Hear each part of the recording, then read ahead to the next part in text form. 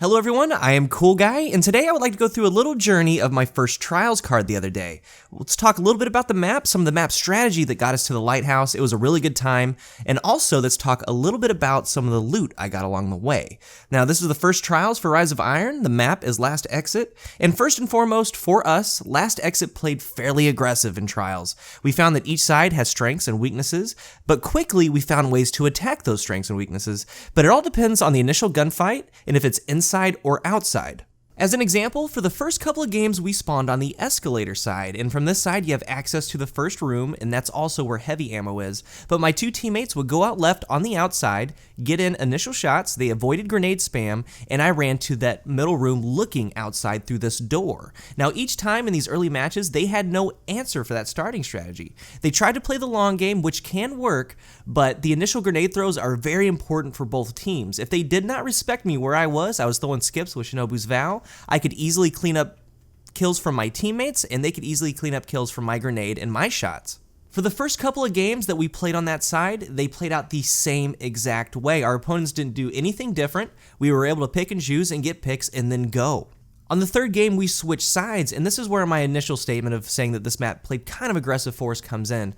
From seeing what we were able to do from the other side, I would rush up to that mid area, by that door, hug that side, and I would just grenade spam, throw it over onto that wall behind my opponents and start to pinch them with my teammates. We did this over and over and over. They didn't try to avoid the grenades, and once we got that first pick, it's go time for the rest of the enemies. Now, if they decided to go inside, I would just go around, flush them into that middle room, pinch them, and I would go in on the flank. But again, all of this was dictated by everyone deciding that, you know what, we're playing this map on the outside. Once we got about halfway, I got the Hunter's Lion Vigil mask. Now, even though it's new, I must say it's one of the sharpest looking hunter helms in the game. Single shaders like Walkabout will completely make the helmet one color, but the two-tone shaders are what are really cool. It puts different colors as the eyes, and I think that's just awesome. A couple games after, we ended up getting the weapon. Mine was the Fusion Rifle Stellar Vestige. Now this is a pretty cool one and a really good one for a couple of reasons, and at the end of the video we'll go through the perks and an initial showcase of what this weapon has going on for it. The next game, I ended up getting the Trial Sparrow, and I've really enjoyed collecting these. I've liked that they decided to put it in all aspects of the game. It goes with my faction sparrows like Dead Orbit, Vanguard, Future War Cult. Really cool that they did that. But towards the end of the card, we started to get some of the better teams. Now the game plans changed with that. Those guys didn't really play outside, and mostly they attacked from the middle hallway, but even then, I would stick to my initial starting strategy from wherever I was and play to what they were doing.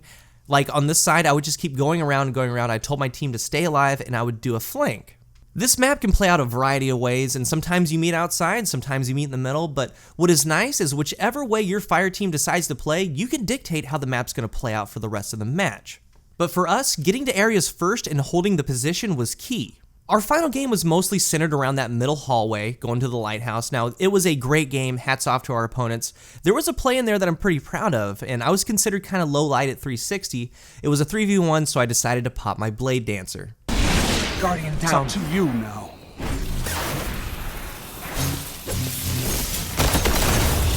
Heavy ammo available. Double kill. Yes! 3 down!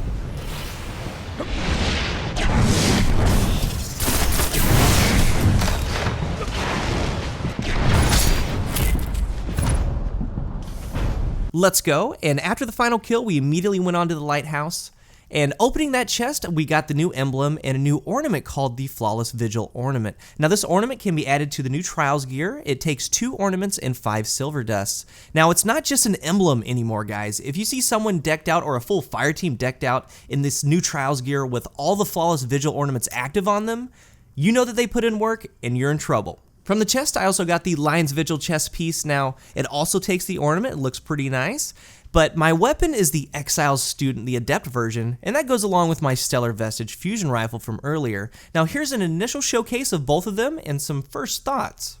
The color scheme of gold and black on the Adept versions of the Trials weapons are gorgeous, and this thing is striking in your hands. Now, the Adept versions also come with Snapshot. So first up is the Adept Exile Student. It's very odd for a legendary hand cannon. It makes it that high rate of fire, low impact, like the Thorn. At first glance, I've seen players dismiss this hand cannon, kind of get discouraged, and that's kind of for good reason, because from previous experiences, weapons like the Revelator and Kumakatak have been very underwhelming to say the least. The only weapon that's been consistent in this archetype is Thorn, and that's for good reason, damage over time, the Send It perk, but don't sleep on the Exile Student. For the sights, Smart Drift Control, Accurize Ballistics, Smooth Ballistics. Now, Accurize gives more impact, so the 77 damage turns into 79. It's an impact boost, kind of like the Thorn. The next column over is Hammer Forged or Braced Frame. Hammer Forged gives the boost to accuracy as well. Next column is Explosive Rounds and Extended Mag, and the last column is Hidden Hand or Firefly. So here's the deal with this weapon and my initial thoughts. Now I've tried it each way, and so far I'm liking the Accurized, Hammer Forged, Extended Mag, Hidden Hand version. A close second is changing out Accurized for Smooth. That just gives a little bit boost to range. This hand cannon's worth giving a shot. I've been having really good games with it, but this hand cannon has some things that I was talking about in that Palindrome review. It has a couple moving parts to it that makes it different, and it puts it in a different tier in this archetype. It has an aim assistance of 94 and a recoil direction stat of 98. Now the aim assist is paired with Hidden Hand. It makes the weapon have 99 aim assist and 98 recoil direction, also adding the little bonus from Hammer Forge that gives you an accuracy boost.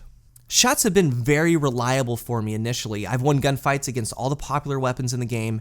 This one stands out. Accurized for the damage boost, Hammer Forged for range and accuracy, 99 aim assist with Hidden Hand, and an easy-going 98 recoil direction. Like I said, I've seen players get discouraged when they get this weapon, and time's gonna tell, but if you do get this, I encourage you to try it. You might just like it. The feel of this weapon is off the charts. Next up for the final part of the showcase is the Stellar Vestige Fusion Rifle, and it's special. Let's go ahead and compare it to the Plan C. And of course, the Plan C has the Plan C Exotic perk, which is nice, but for a legendary, this one's pretty solid. This fusion does 47 per projectile, but can do 48 with linear or accurized ballistics equipped, just how the Plan C can do 48 per projectile with Field Choke. Now in the first node, the perks are Perfect Balance or Reinforced Barrel. Next node over is Snapshot or Accelerated Coils, and the final node is Hot Swap or Rangefinder. You can go a lot of different ways with this, and I equip mine for range, and that includes Rangefinder. Watch out for this fusion. It has everything going for it, guys. You might just start seeing it catch some traction, but if you saw the sight, it's just like a lot of the new Trials weapons. It highlights enemies, and it can go through the Night Stalker's Smoke Grenade, which is very cool. This thing is a monster. It's been very consistent for me. It has some really good range, and I like to lead with my fusion rifle, and by that I mean at a good distance, at a very kind of unreasonable distance. I kind of use it like a grenade. I will send a projectile burst towards my opponent, see what kind of damage I can do, and then finish them off with my primary weapon. Initial thoughts are that it is consistent. It's got a very fast projectile stream with its range. It's all around really, really good so far. Both of these weapons have been working surprisingly well together, and I'm having a great time in Trials, and hopefully you guys are as well. Let me know in the comments what you think of these two, and also some of the new Trials gear that you've gotten. Tell me a little bit about them. How are you liking them? I am personally trying to get the Pulse now, and that thing's on a different level, no joke. It looks really good.